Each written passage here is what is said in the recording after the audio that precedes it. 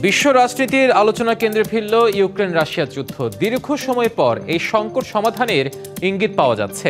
মার্কিন president Donald Trump প্রস্তাবিত 28 দফা শান্তি পরিকল্পনাকে স্বাগত জানিয়েছে রাশিয়া, যদিও একে আপাতদৃষ্টিতে রাশিয়ার জয় হিসেবে ধরা হচ্ছে।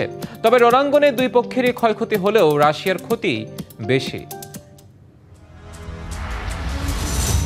৩ বছর আগে ইউক্রেন আক্রমণের সিদ্ধান্ত নিয়ে পুতিন রাশিয়াকে যুদ্ধে ঠেলে দিয়েছিলেন।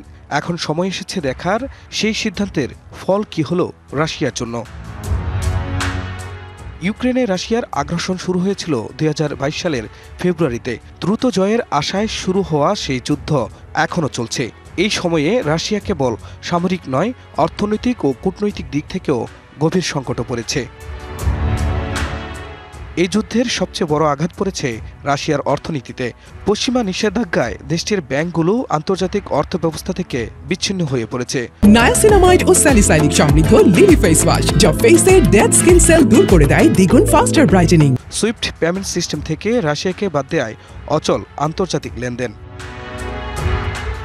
দেশটির অর্থনীতিবিদরা বলছেন, যুদ্ধের আগে রাশিয়ার অর্থনীতি ছিল শক্তিশালী জ্বালানি রপ্তানির উপর নির্ভরশীল, কিন্তু নিষেধাজ্ঞা ও রপ্তানি সীমাবদ্ধতার কারণে এখন তাদের বৈশ্বিক আয় কমেছে। যুদ্ধের খরচও রাশিয়ার জন্য বিশাল বোঝা। বিভিন্ন আন্তর্জাতিক সংস্থার হিসেব অনুযায়ী এখন পর্যন্ত রাশিয়া সামরিক খাতে ব্যয় করেছে ৬০০ বিলিয়ন মার্কিন ডলারেরও বেশি। এদিকে প্রাণহানি ও যুদ্ধবন্দীদের সংখ্যা নিয়ে মস্কো নীরব থাকলেও পশ্চিমা গোয়েন্দা সূত্রের দাবি, রাশিয়ার ২ লাখেরও বেশি সৈন্য হতাহত হয়েছে। অর্থনৈতিক মন্দার সঙ্গে সঙ্গে রাজনৈতিকভাবেও ক্রমশ বিচ্ছিন্ন হয়ে পড়েছে রাশিয়া।